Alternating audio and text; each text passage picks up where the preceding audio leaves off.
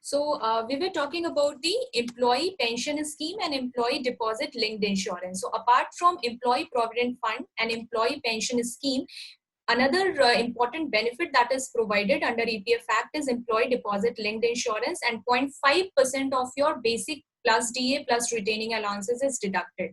Pertaining to note here that employee can also voluntarily contribute higher than the statutory requirement of 12%, and that is called contribution towards voluntary provident fund, which is accounted for separately. So if in case apart from 12% you want, because you see that a lot of benefits are there, your employer is also contributing and you are getting 8.65% of interest rate on your EPF deduction. So you want that not only 12% I want to just contribute, I want at least 16, 17 or 20% out of my employee salary.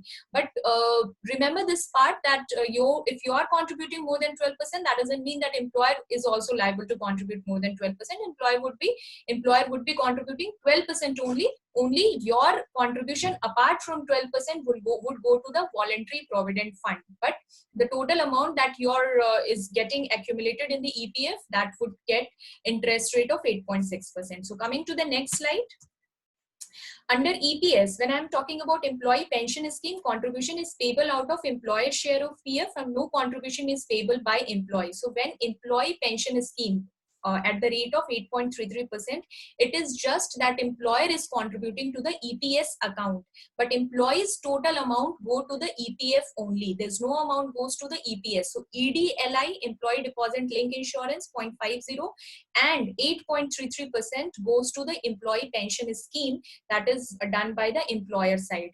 Pension contribution not to be paid when an employee crosses 58 years of age and is in service, EPS membership cases on completion of 58 years. So after that only that pension can be considered. When an EPS pensioner is drawing reduced pension and rejoins as an employee. So these are the certain cases when you see that the employee is getting the pension. The second case is when an EPS pensioner is drawing reduced pension and rejoins as an employee. So in case if you are an EPS pensioner, that means you have just left the job and you are drawing the pension amount from the EPF account, but you again rejoin somewhere, that means now you are not liable to get the pension because you have already joined somewhere. In both the cases, the pension contribution 8.33% is to be added to the employer share of PF, and pension contribution is not to be delivered and total employer share goes to the PF. So उस case में आपका जो ये pension वाला है, because you are already rejoined somewhere, that amount would go to the EPF account only. So every time EPFO, employee provident fund organization, maintaining two type of account, one is for PF and another is for EPS, pension account. तो वो दोनों amount का वो consider कर रहे होते हैं. अभी 8.65% जो आपको मिल रहा होता है, that is based on your EPF वाले अकाउंट में जो पैसा जा रहा है उस पे आपको 8.67% मिल रहा है. In case an employee who is not existing, EPF or EP, that means employee provident fund or employee pension member, join on or after 1st September 2014 with wage above rupees 15,000. In these cases, the pension contribution part will be added to employee share EPF, because I have told that this was with effect for 2014. तो अगर 15,000 वाला case आपका 2014 के बाद आपका बनता है, तो that amount would be included in the EPF only. Now under EDLI, I am now talking about employee deposit linked insurance, contribution to be paid on up to maximum wage of 15,000. Now if in case your wage is more than 15,000, that doesn't mean कि आपका जो वो EDLI वाला part है, that would be calculated on exceeded 15,000 wage. That EDLI 0.5% would be calculated on 15,000 only. EDLI contribution to be paid even if member has crossed 58 years age and pension contribution is not payable. In case 58 years से भी आप ऊपर जा चुके हैं, but still आपका जो insurance का contribution है, that would be continued. This is to be paid. I have told you that 58 years के age तक ही EPS contribution होता है, उसके बाद there would not be any contribution for employee pension scheme, but EDLI will continue. This is to be paid as long as a member is in service and PF is being paid. So the moment you are there in the service and your PF is being paid, EDLI will continue, but till 58 years only your pension scheme would go on. And later on, that 8.33% part would also, if in case you have already crossed 58 years, your 8.33% part would go into your PF account itself. That I'm talking about after crossing 58 years. This is central government rule and has formulated the scheme, deposit linked savings scheme, for the purpose of providing life insurance benefits to the employee of any establishment or class of establishment to which EPF Act apply. So this is the third benefit that government is providing apart from provident fund. Then employee pension scheme, your insurance is also be taken care by the government only, and this goes till your service. Now let's come to the part of administrative charges. So apart from EPS, EDLI and EPF, there are some administrative charges that organization has to pay. So 0.5% on total pay on which contribution are payable, that administrative charges, मतलब आपके organization और आपके employee की हम इतना we are taking care of everything, then you have to जो administrative charges, paper, pages और जो भी worker charges होते हैं वो भी organization से ही लिया जाता है. तो 0.5% जो है वो जो total contribution बन रहा है उसका 0.5% उसमें डाला जाता है. तो minimum administrative charges payable per month by establishment ₹500. तो जो total not it is not per employee but जो total बनकर आता है every month PF contribution from if in case if you have 30 employees, उन 30 employees का जो total contribution बनकर आता है उसका 0.5% काट कर दिया जाता है this thing administrative charges, and that should not be less than 500. So the minimum criteria is 500 that organization has to pay. So now let's quickly come to the Excel sheet, PF calculation sheet that I was talking about. So I'm opening it.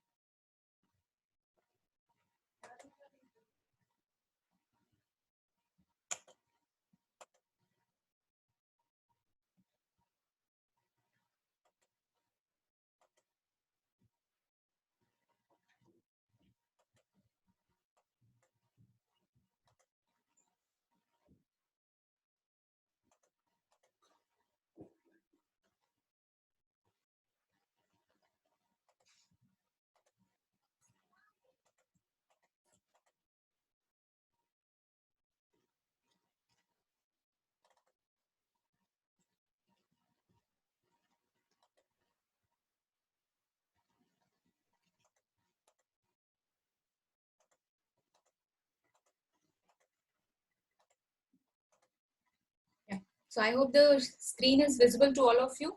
So here the calculation sheet is how to calculate employer-employee contribution. Those who are continuing their career in HR, important for them, and also those who are employees. Of course, all of you are employees and going to be employee. So you should understand that how your EPF is calculated by your employer. So I have taken 3 names, Sudhir, Anil and Suresh. They are employees and their monthly basic salary plus DA is 15,000. 30,000 and 12,000. So this includes my basic plus DA and if I have some retaining allowances. Now, how do I do this? Employees contribution would simply go 12%. So this would be 1,800. This is simpler one, employees contribution, nothing has to do. We have to just calculate 12% of the basic plus DA. Now, the story starts with the employer contribution. It is divided into 2 parts, 8.33% and 3.67%. But it is not simply calculated as 8.33% of 15,000 and then 3.67% of 15,000 and then added. No, it is not like that. What is there? That employer's contribution towards EPF subject to limit of 1,250. So 15,000 has been kept as a cap, that beyond 15,000, if you have your salary of 30,000 or 12,000, I'll be showing you, you cannot go beyond this 1,250. So the maximum EPS would go in your account, that would be 1,250 only. So just let me first show you how it is. 33%. I took 15,000 as basic salary, my wage on which I am calculating my EPS, and that is 8.32. You see 1,249 and round off will come to 1,250. So this is what the calculation says, that 8.33% of 15,000 has to be taken. But I cannot drag it. I cannot drag it and get 2,499, that's 8.33% of 30,000 and 8.33% of 12,000. No, it won't go like that. It would be similar in all the cases. It would be standard in all the cases, right?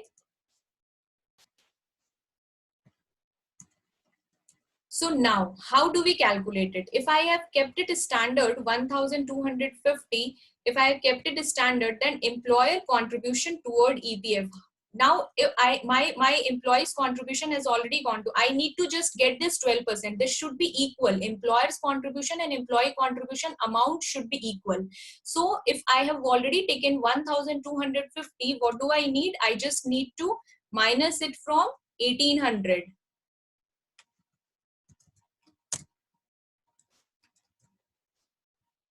So this is my 550. So this is the amount which will go to the employer contribution toward EPF. I hope this calculation is clear to all of you. As 1,250 is my standard amount, and I know that 12% of 15,000 is 1,800. I need, apart from this 1,250, that amount which will accumulate and will become this 1,800. See, 1,800, right? So this is now equal to the employee's contribution, and the total amount which would, the total EPF contribution every month would be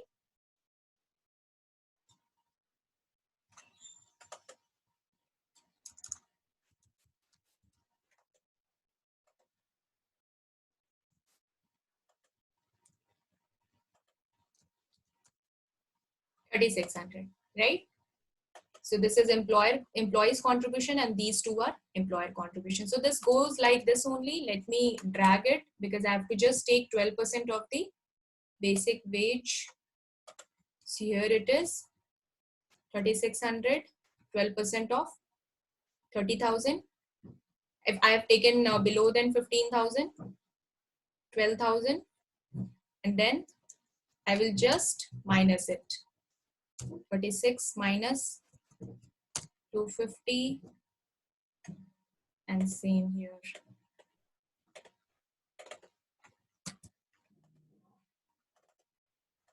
So this is the total amount that would go to the EPF contribution every month from the employer side, right? So this is the EPF amount and EPS. What do I do? 1,250 going to my EPS account, employee pension scheme, and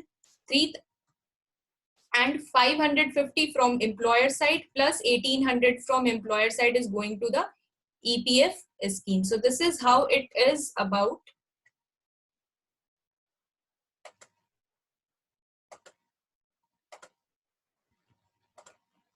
So let's come back to the slide. I hope the calculation part is clear to all of you. And this is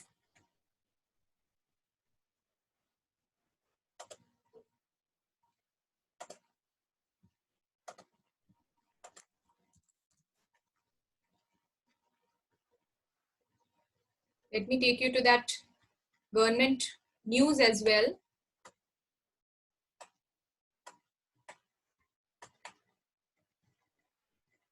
Right, this is latest in 2019, and this is government plans to amend EPF, allow switch from EPS to NPS. So the news is about that now new pension scheme, you must have heard about new pension scheme, that if the amount of yours is going into the EPS account, employee pension scheme, that may be transferred to new pension scheme. So I'll be discussing about new pension scheme in my next session because that's a quite wide one. So your national pension scheme or new pension scheme, that would be considered that if in case if your money is going to EPS, then you can transfer it.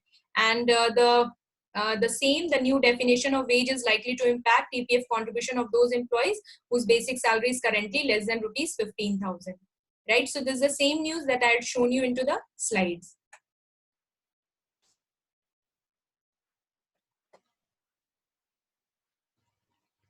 So here also it is written that the EPS contribution is calculated on a basic pay of 15,000 or actual basic pay, whichever is less. Therefore, if basic pay exceeds 15,000, then your EPS contribution will be calculated. Let me check one thing.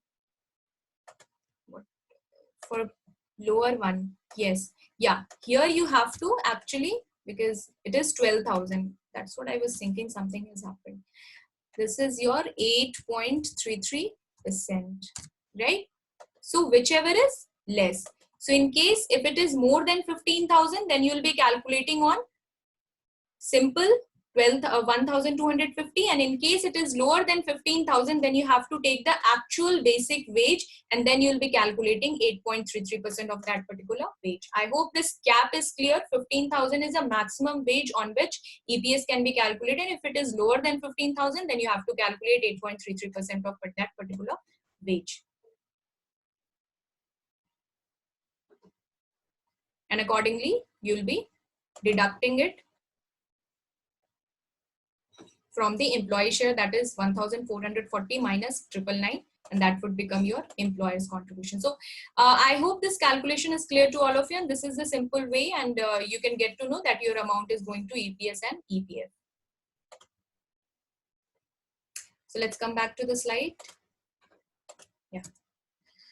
Okay, so now as we have discussed about the contribution part, there are different withdrawal permission from EPF amount. What are the different withdrawal permission from EPF amount? That means that if you want that, yes, I need some money, this is my amount that has been deducted, my right on this deduction is there, I should withdraw my amount if in case I require it. There are certain cases in which you can withdraw your amount. In normal circumstances, an employee can withdraw the principal amount including the accrued interest upon retirement. However, anyone above over 54 years of age is permitted to withdraw 90% of the accumulated balance. So that 58 years has been kept as a maximum years of age that you can withdraw the amount. But if in case if you have already covered 54 years of age, then 90% of your amount you can withdraw. If an individual is out of employment for 60 days, अगर आप